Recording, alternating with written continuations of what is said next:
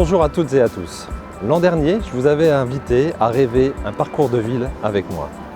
Vous le sentez, nous le sentons tous, Saint-Brieuc se réveille. En 2021, c'est plus de 1400 nouveaux briochins qui ont choisi de faire un bout de chemin avec nous et je les en remercie. Vous êtes nombreux à avoir changé votre regard sur la ville et vous avez raison.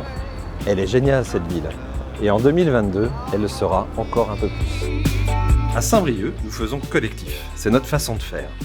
Je veux remercier l'ensemble des élus de l'équipe municipale. Ils ont travaillé dur cette année, toujours ensemble, sans jamais perdre de vue le grand projet de développement de notre ville.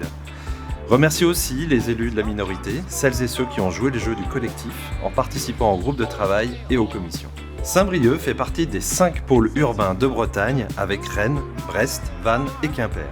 Nous sommes la principale ville des Côtes-d'Armor. Nous en sommes fiers, mais cela implique aussi des responsabilités, notamment sociales. C'est pourquoi je souhaite saluer les 31 maires de l'agglomération et Ronan Kerdraon, son président. Avec le nouveau projet de territoire de l'agglomération, nous avons appris à nous connaître, à travailler ensemble.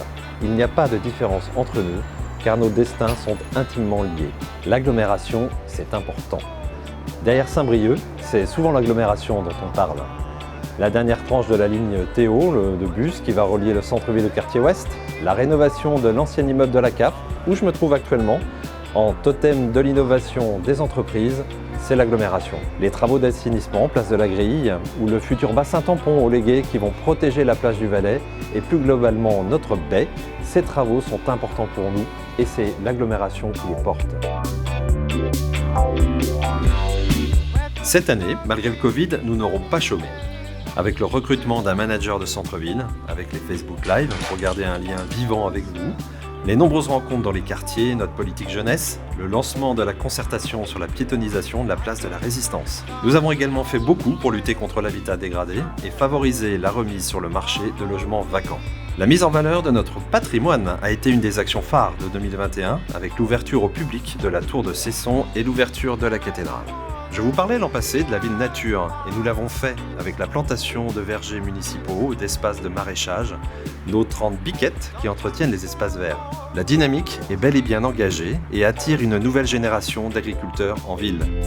Les propositions culturelles ont été enrichies de 2 nouveaux festivals, Ouvrez la parenthèse et de Beaux lendemains. Nous avions promis de stopper la construction du 4e quai sur le port du Légué et nous l'avons fait. Ça nous aura permis, avec Perrin, de proposer un autre projet de développement économique et surtout plus respectueux de la baie. Avec les présidents de la région et du département, que je salue, nous avons à cœur de faire du port du Légué un projet actif de plaisance, de commerce et de réparation navale. Alors oui, une ville qui se transforme, ça génère nécessairement des travaux, des perturbations, les fameuses déviations briochines et surtout des ralentissements. Bon, c'est vrai que c'est énervant. Mais bon, on est en ville, et puis à Nantes ou à Rennes, ils en rigoleraient. Nous avons retravaillé les règles de stationnement afin de mieux utiliser les très nombreux parkings du centre-ville. C'est plus simple et surtout il y a suffisamment de place pour éviter de tourner en rond. Vous êtes extrêmement nombreux à nous avoir demandé de ralentir la ville, à trouver qu'elle était trop dangereuse pour les piétons et les cyclistes. Ce sera un enjeu de l'année 2022. Nous continuerons aussi à développer des aménagements cyclables et à pérenniser ceux que vous avez testés cette année. Je vous le disais, nous accueillons tous les jours de nouveaux habitants, des artistes, des entrepreneurs, des artisans qui viennent chercher cette qualité de vie briochine. La presse, les médias, mais aussi des investisseurs s'intéressent de plus en plus à Saint-Brieuc. Nous les avons fait venir de toute la France en mai dernier pour leur présenter le potentiel de Saint-Brieuc. Nous avons appelé ça « Ouvrez les yeux sur Saint-Brieuc ». Gros succès et des investisseurs vont s'engager à reprendre des friches à l'abandon depuis trop longtemps. Alors on avance toujours au nom d'une idée du passé, une idée du présent, de l'avenir, une idée de l'égalité, de la justice, une idée importante pour chacune et chacun d'entre nous. Pour nous à Saint-Brieuc, l'idée forte c'est de travailler et de respecter les 3 urgences, climatique, sociale et démocratique. Alors, dans cette année d'élection présidentielle, je forme le vœu que ces 3 urgences reviennent enfin dans le débat politique national. À Saint-Brieuc, nous continuerons de bâtir nos projets à la lumière de ces 3 urgences. Et des projets en 2022, nous en aurons. Parmi les principales transformations que vous pourrez voir, une conciergerie solidaire sera testée en centre-ville. Et nous ouvrirons aussi le pôle de vie de quartier à la Croix-Saint-Lambert, la puce à l'oreille. Il y aura aussi des rénovations d'écoles, notamment l'école Jules Brel, La rénovation tant attendue du stade de foot Fred Aubert, le pôle ressources jeunesse qui va s'installer dans la Galerie des Champs et aussi la fameuse place de la Grille.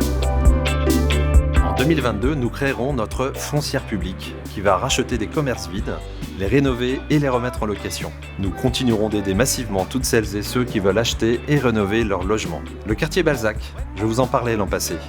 La démolition des 4 tours sera terminée et nous pourrons commencer la création du nouveau quartier.